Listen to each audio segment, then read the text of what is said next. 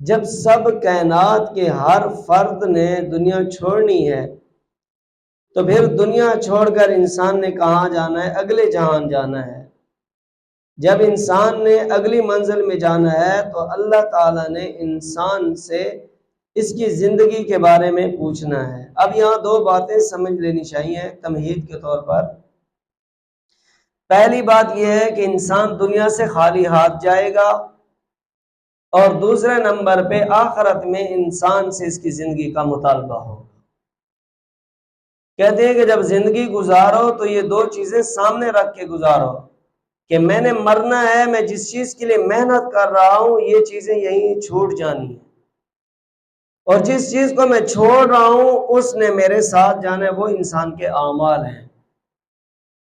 کہتے ہیں کہ جو بندہ ان چیزوں کو سامنے رکھ کے زندگی گزارتا ہے وہ دنیا میں اس حال میں جائے گا کہ اللہ اس سے راضی ہوگا۔ تو میں نے آج آپ حضرات کے سامنے اسی بات کو سامنے رکھ کر کہ سب سے قیمتی چیز لا الہ الا اللہ، انسان کے پاس جو اللہ کی نعمت ہے وہ ایمان ہے۔ ایمان سب سے بڑی نعمت ہے، اس کی بڑی قیمت ہے، ابھی اس کی قدر نہیں۔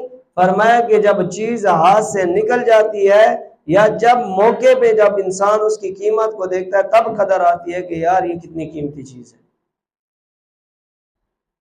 کہتے ہیں کہ حدیث کے اندر آتا ہے قیامت والے دن ایک شخص اللہ کے سامنے پیش ہوگا، جب وہ دیکھے گا کہ دنیا دلدل میں پھنس رہی ہے، جہنم کے فیصلے ہو رہے ہیں، تو دنیا کے اندر اگر وہ اتنا امیر ہوگا کہ زمین آسمان کے درمیان کا جو خلا ہے اتنا اس کے پاس مال و دولت ہو، وہ قیامت والے دن اللہ سے گڑ گڑا کے کہے گا یا اللہ یہ سارا لے لے، بدلے میں ایمان کی دولت سے نواز کے جنت میں داخل کر دے۔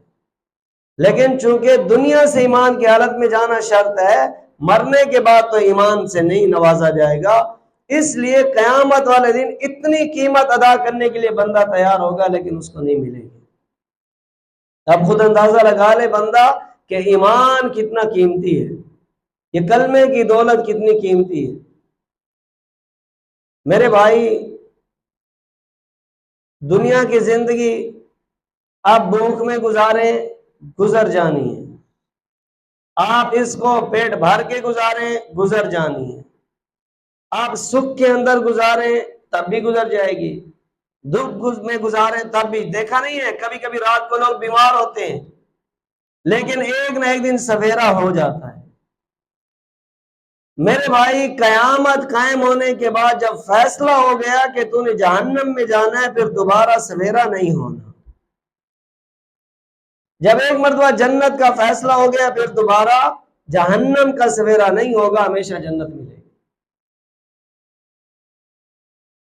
میرے بھائی، اس ایمان کی اہمیت اتنی کیوں ہے اور ہم دین سے نیکیوں سے دور کیوں ہیں؟ اس کی وجہ یہ ہے کہ آپ کو میں ایک مثال دوں پھر آپ کو سمجھ آئے۔ انسان کے جسم میں دو حصے ہیں، ایک انسان کی جان ہے، ایک انسان کا دل ہے۔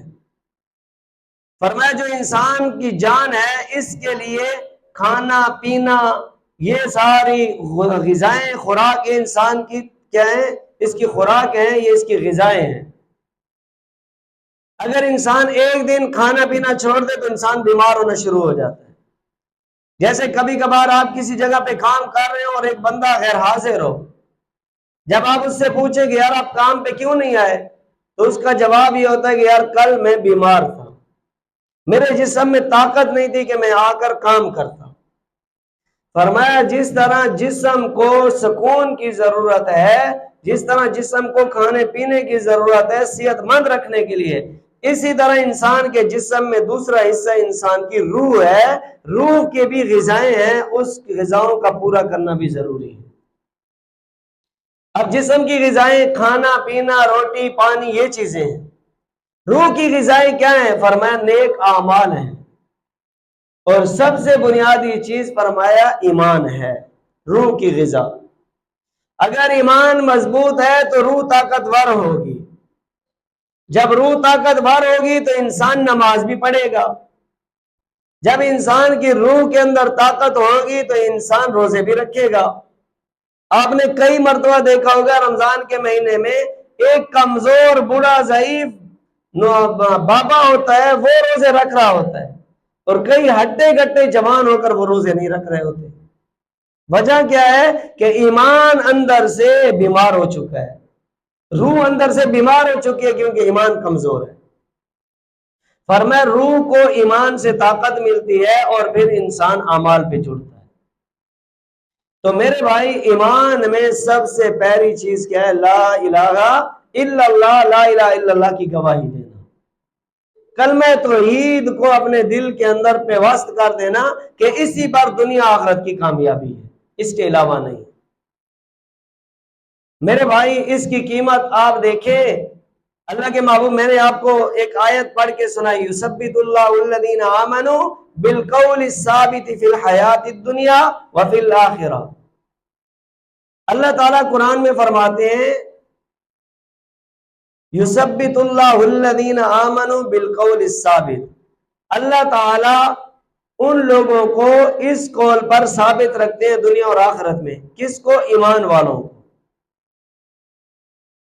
فرمایا قول ثابت کیا چیز ہے؟ مفسرین نے لکھا اس سے کلمہ لا الہ الا اللہ ہے۔ اب یاد رکھیں، میری بات کو سمجھنے کی کوشش کریں، میں تمہید میں یہ بات اس لیے کر رہا ہوں تاکہ میں آگے بات کروں تو آپ کو ساری بات سمجھ آئے۔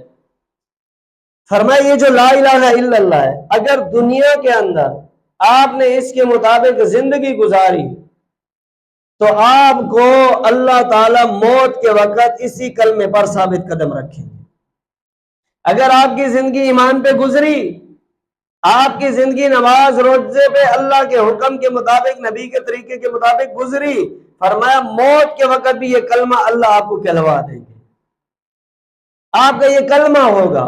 پھر اللہ کے نبی نے کیا فرمایا؟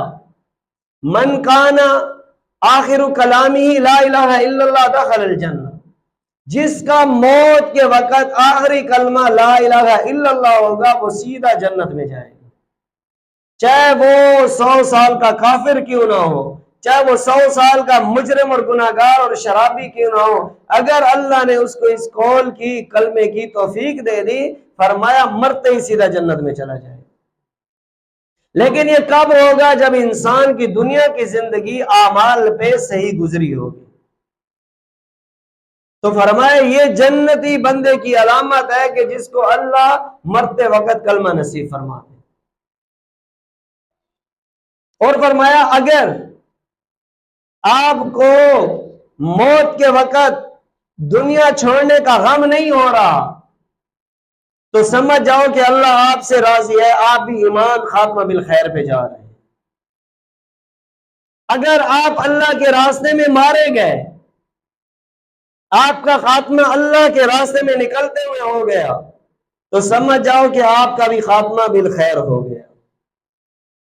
فرمایا اگر آپ جہاد کرتے ہوئے شہید کر دیے گئے تو سمجھ جاؤ کہ آپ کا خاتمہ بھی کس پہ ہو گیا؟ خاتمہ بالخیر ہو گیا۔